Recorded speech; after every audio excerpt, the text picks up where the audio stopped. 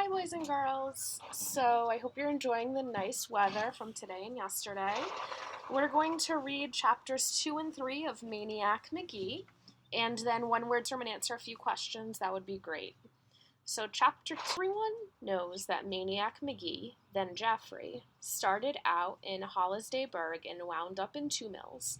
The question is, what took him so long? And what did he do along the way? Sure, 200 miles is a long way, especially on foot, but the year that it took him to cover it was about 51 weeks more, figuring the way he could run even then. The legend doesn't have the answer. That's why this period is known as the Lost Year. And another question, why Two Mills? Of course, there's the obvious answer, that sitting right at Hill is Bridgeport, where he was born. Yet there are two other theories. Some say he just got tired of running. Some say it was the butterscotch crimpets. And some say he only intended to pause here, but that he stayed because he was so happy to make a friend. If you listen to everybody who claims to have seen Geoffrey, Maniac Magee, there must have been 10,000 people waiting at the town limits. Don't believe it. A couple of people who truly remember, and here's what they saw. A scraggly little kid jogging toward them, the soles of both sneakers hanging by their hinges and flopping open like a dog tongues each time they come up from the pavement. But it was something they heard that made him stick in their minds all these years. As he passed them, he said, "Hi," just that. "Hi," and then he was gone. They stopped, they blinked, they turned, they stared at him, they wondered, "Do I know that kid?" Because people just don't say that to strangers out of the blue. Chapter 3. As for the first person to actually stop and talk with Maniac, that would be Amanda Beale, and it happened because of a mistake. It was around 8 in the morning, and Amanda was heading for grade school, like hundreds of other kids all over town. What made Amanda different was that she was carrying a suitcase, and that always quiet then.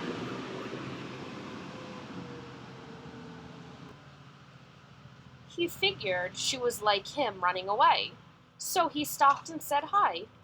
Amanda was suspicious. Who was this white stranger kid, and what was he doing in the East End, where almost all of the kids were black? And why was he saying that? But Amanda be friendly, so she stopped and back. "Are you running away?" Geoffrey asked her. "Huh?" said Amanda. Geoffrey pointed at the suitcase. Amanda frowned, then thought, then laughed. She laughed so hard she began to lose her balance, the suitcase down, and sat on it so she could laugh more safely. When at last she could speak, "Running away, I'm going to school." She saw the puzzlement on his face. She opened it up right there on the sidewalk. Geoffrey gasped. Books, all right.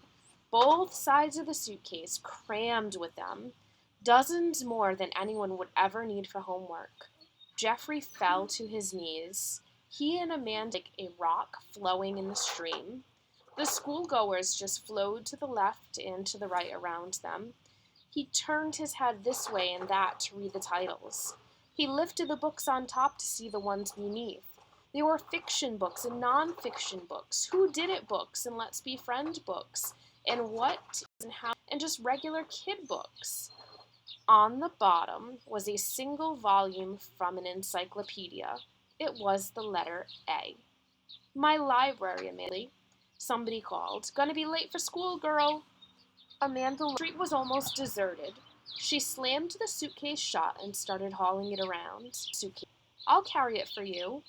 Amanda's eyes shot, hesitated, and snatched it back. "Geoffrey Magee. Where are you from, West End?" No. She stared at him, at the flap-soled sneakers. Back in those days, the town was pretty much divided. The East End was blacks, the West End was white. "I'm from Bridgeport." "Bridgeport? Bridgeport?" "Yep." "Why aren't you there?" "It's not where I'm from, not where I am." "Great. So where do you live?" Geoffrey looked around. "I don't know. Maybe here?" Maybe. Amanda shook her head and chuckled. You better go ask your mother and father if you live here or not. She speeded up. Jeffrey dropped back for a second, then called, Why are you taking all those books to school? Amanda told him. She told him about her little brother and sister at home, who loved to crayon every piece of paper they could find, whether or not it already had type all over it. And about the dog, Bow Wow, who chewed everything he could get his teeth on. Said was why she carried her whole library to and from school every day. First bell was still open to ran. Jeffrey ran. Can I have They're mine. Just to read, to borrow? No. What's your name? Amanda. Please, Amanda, anyone, your shortest one. I'm late now, and I'm not going to stop and open this thing up again. Forget it. He stopped. Amanda. She kept running and then stopped, turned, glared. What kind of kid was this anyway? All grungy. Ripped shirt. Why didn't he go back to Bridgeport or the West End where he belonged? Bothersome white girl up there. And why was she still standing here? So what if I loaned you one, huh? How am I going to get it back? I'll bring it back honest. I do. 728 Sycamore, but you can't come there. You can't even be here. Second bell rang. Amanda screamed, whirled, ran. Amanda! She stopped, turned. Oh, she squeaked.